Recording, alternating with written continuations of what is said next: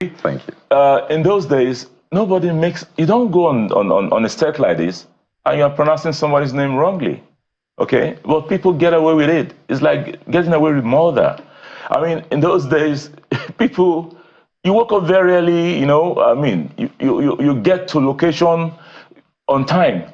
And then those one, you know, live broadcasts like you guys, you get there even before some of the cameraman walks in because you are there. Everybody's excited. Let's do this. Let's do this. Those were the things that we grew up with. Those are the things we were taught. Those are the things we learned. The ones we learned in school, the ones we learned as professionals, you know, in training. All right. And then we're always looking forward to the job. The money was not much, but it was okay. All right. I remember in those days I was paid 400 naira, okay, for a script, for a visual master script, a 1-hour script. I used to do two scripts in one night, okay? And then at that time, graduate salary per month was like 290 something naira, all right? But I was earning 400 naira per script. So that's a lot of money. It was a lot of money. Yeah. But of course, you see, some of us, of course, were not taught about investment and everything, but the monies we were earning, we're using not just for ourselves, we're using it for the community, all right? But it was a good thing. And then what makes you a man at that time was not the money, the money you have in your account. It was your ability to do your job. And at the end of the day, you come and people say, oh, that was good. Thank you very much. And they're asking you, so what's going to happen? So what happened to Lagbaja? What happened to Tamidu?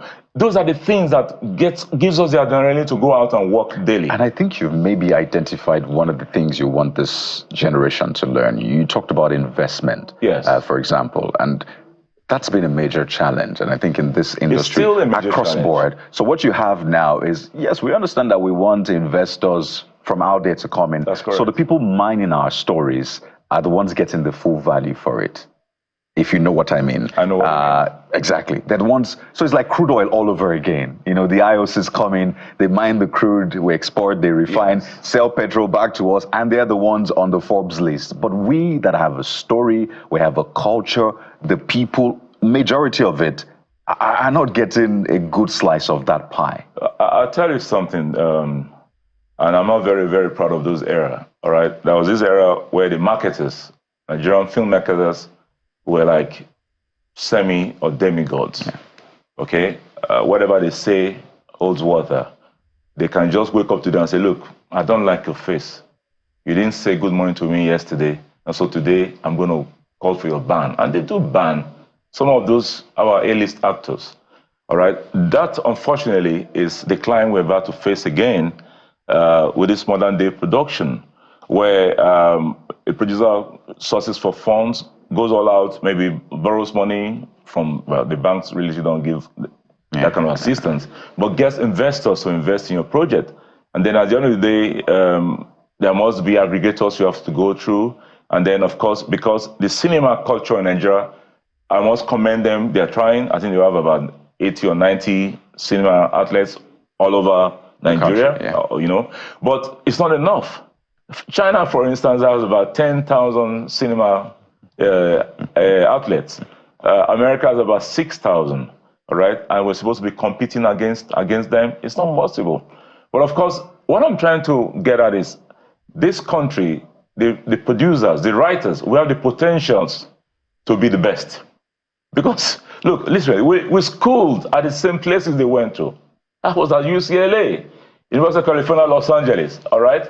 I didn't go there picking onions on the field. I went there to study, to learn the same frameworks, techniques, everything. I was taught there. Minus the little education we had here in Nigeria, all right? I read dramatic arts, specialized in playwriting. So what am I trying to say, all right? We need what we need is the investors. We need those people with the funds, all right? If you can invest in oil sector, come and invest in Nollywood. Come and invest in the production because, look, I tell people, look, we produce with local currency and then sell at the international rate, international market. For instance, my new film, we shot for over 100 million naira. Now that film, if I take it to the big streamers, okay, they'll probably, you know, equate it to maybe $250,000, maybe to up to $500,000. So you can see the margins in it.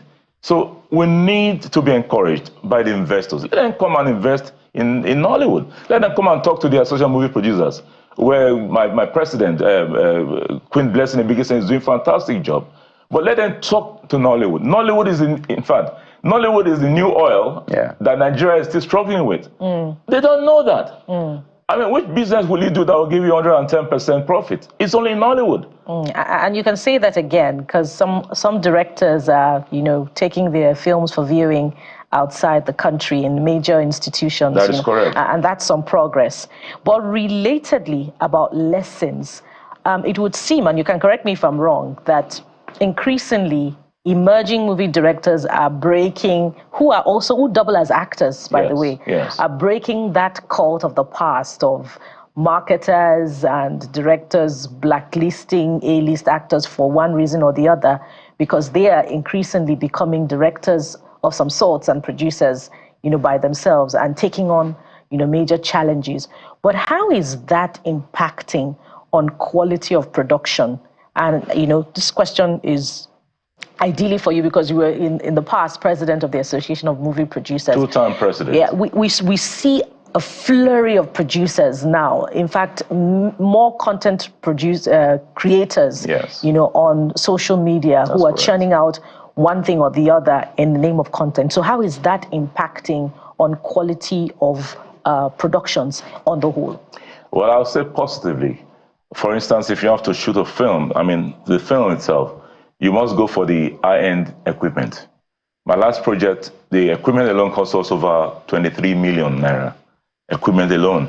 In fact, jokingly, when my rental or direct purchase? I was coming to that. Okay. When my DOP gave me the figure, all right, I said, listen, I want to rent equipment. I'm not buying it.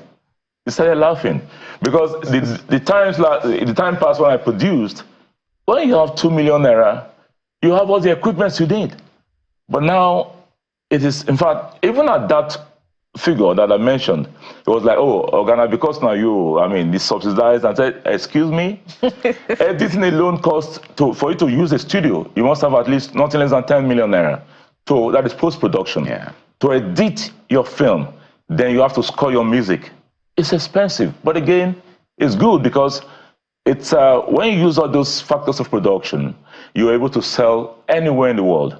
Now, coming back to the local guys, we're all local guys who are producing and putting the films on social media, YouTube and the rest, all right? They may not use those high-end equipment. They may use maybe a Mark II, Mark III, whatever, but the important thing is that the films are getting, are getting viewers, all right? You will see some production and you're wondering, how did this one get up to 10,000 views?